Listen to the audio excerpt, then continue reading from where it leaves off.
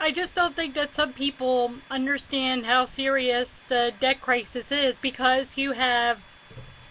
I'm sure that some people have already described it this way, but just for the sake of argument, okay, this is ping pong racket 1, and if I can get the other one, this is ping pong racket number 2. You have this, like, ping pong. That's basically what's going on in Washington. Banners, this is gonna, well, this is gonna sound wrong, but Boehner's pinging, and Harry Reid's ponging. And actually that reminds me of when I saw that, Bong hits for Jesus sign. Sounds like this might be I guess some would argue anyway, hey, Pong hits for Jesus, but not sure that pulling any card at any way in this time is gonna help anything until we just get the darn debt thing resolved. Cause you have some people saying, well, you know, it's just getting ridiculous, like even to the point where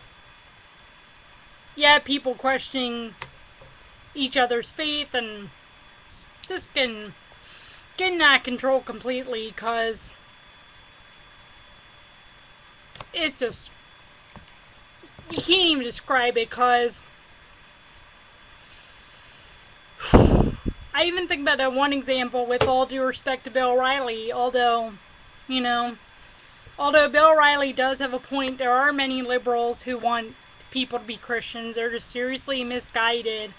And then on the other hand, many conservatives, many people on the far right who, even if they claim to be Christian, honestly don't want people to be Christian. And this is the, debt mess you're getting in, so you can't say, oh, this person fits on this side, this person fits on this side. You have to look at the bigger picture, and you have to look at the way that they're handling things like the debt crisis, obviously. And as you can see, there are few, if any, people in Washington right now who are handling the debt crisis in a Christian way. And, there are few people who are handling it in a Christian way. And I can give you an example right from my Facebook. I'll show you, for example, how much of a coward this one guy is. And when I say coward, I mean coward. And he's the one who sent me the message first. So if he's got a problem with it, he can contact me. I mean, this is how... Well, not that he's going to contact me now anyway. When he sent me the last message, he blocked me and said I couldn't respond to him. To me, that's called, oh, very cowardly. Let me begin with this is what he first sent me. Quote, I find your upside down flag very disrespectful. I don't care how upset you might be with our current administration as I am, but you do dishonor to the flag by displaying it that way. You personally are not in distress. That's the only reason you're to hang the flag in that manner. I even said to him, sir, with all due respect, everyone should be in distress over the economic and partisan political situation in this country. And as a Jew, I note how Israel's greatest ally is inevitably going to fall on August 2nd unless by some miracle. And the United States has been Israel's greatest ally for, at least on and off, for the last few years in this country, because there have been points where it's just been out of control, ridiculous, and you wonder how much we're really helping Israel on either side. And so he goes on, he says, I agree with all the above, but you're still disrespecting my flag, blah blah blah, you are young, so you haven't learned yet what that flag represents. I mean, this guy got presumptuous and arrogant, and you can read the blog entry that I put about this. But, I mean, the guy got... I mean, this guy just got...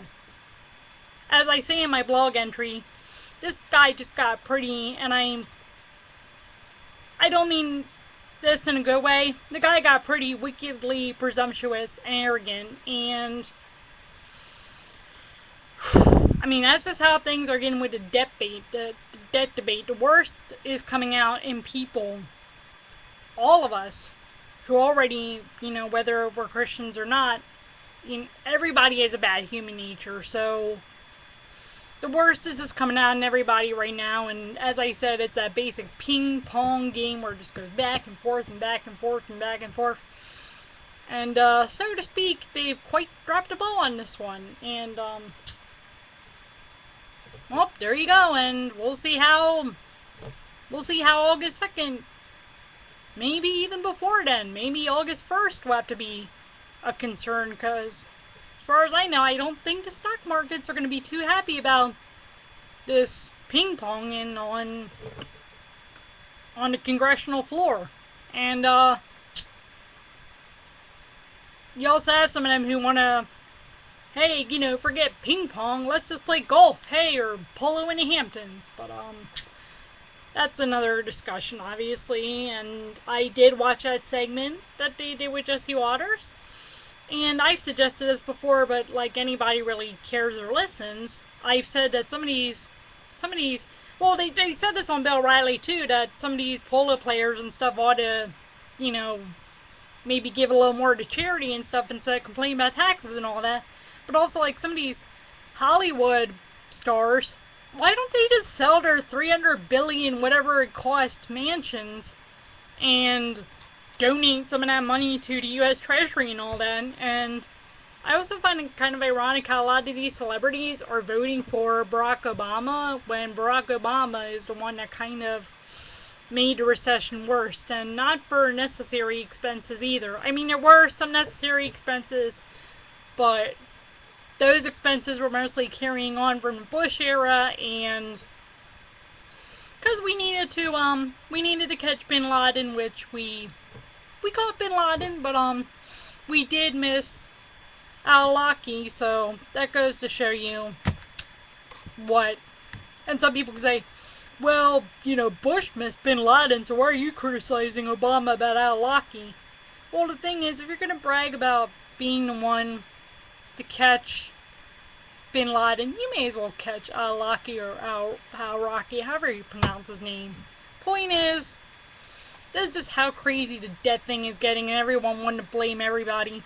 When it's both sides, and when it's, like I said, a ping pong game where they're about to drop the ball and everything's like crazy. And anyways, take care and have a good rest of your July, and we'll see what happens on Monday. I'm not even holding my breath for Tuesday, cause hey, even Sunday, but maybe I'm jumping ahead though. Keep in mind it's 10:26 p.m. over on the East Coast, and if I set the daylight savings times correctly on my phone, it should be. So for the world clock, let's see. Okay. Oh, it's already July 31st in Guam. Check that out. And well, it's July 31st in a lot of places, but in Guam, it's 12:26 p.m. on Sunday. In Sydney, it's 1:26 p.m. In Magadan, I'm guessing that's in Russia or Siberia. I'd have to double check that. I'm not too good at geography, but let's see. Oh, Wellington, it's 3:27 in so they're getting closer to Monday than we are, and their stock markets are going to be pretty much open for what they have. And in Jerusalem, it is, if I have this right, it is 5:27 a.m. on Sunday. So Israel is having their own economic situation as well, and of course they're going to have their stock markets. And given, as I said, that the U.S. is Israel's greatest ally, the U.S. and Israel are going to be watching each other, and it might be that before the U.S. does something stupid, Israel panics because of what the U.S. is doing, and then things might change. And like I said, you just never, you never know. Things are just getting crazy. Anyway, take care, and as I said, enjoy the rest of your Saturday or Sunday or whatever day it is for you.